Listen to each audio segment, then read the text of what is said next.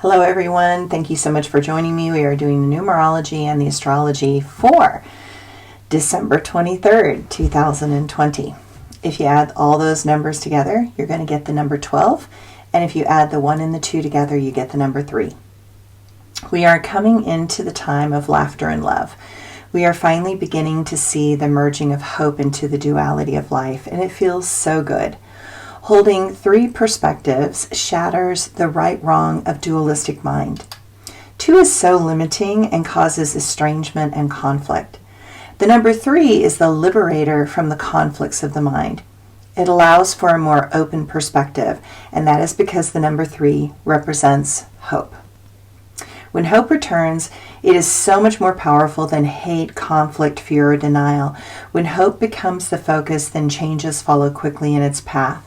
While hate intends to destroy and divide, hope intends to come together and work as one to make things that are good and positive in the world. We are on the brink of a revolution, one of such tremendous power and momentum that nothing and no one will be able to stand in its way. Hope can quell fear with a glance. Hope can blind and hope can blind and bind hate back to its origins. Hope opens minds to truths that were intentionally hidden. Hope brings infinite potential and aligns us with universal truths.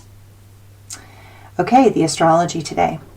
With the Moon and Mars both in Aries, expect energy levels to rise and the passionate side to bubble out. Not bad for the holiday season.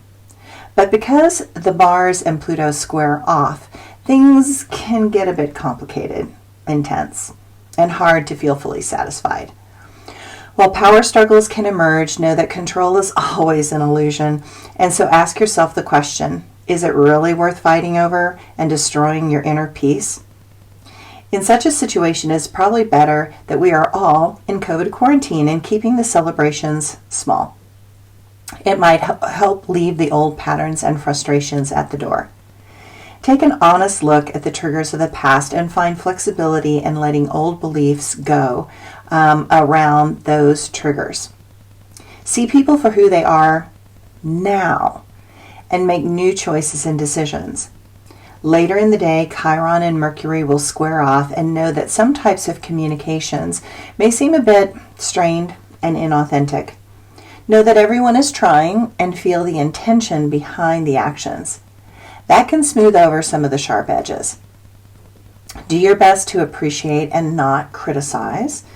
It is okay to try new things even if you doubt your ability. That is how all of us learn.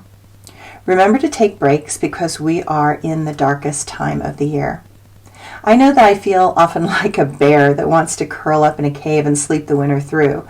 Rest is essential right now, and it sort of resets the internal clocks, and that might be just what we need. Okay, my quote for today. It is in the darkest of winter that we appreciate the light. While the darkness can be enveloping and restful within our souls, we are essentially programmed to reach for the light in all its forms. We are light and we are dark. We are a blend of that duality that exists in this dimension. We seek to understand how to blend these into balance. The times of extreme darkness and the times of extreme light remind us that we are one with this powerful force. We cannot separate from it.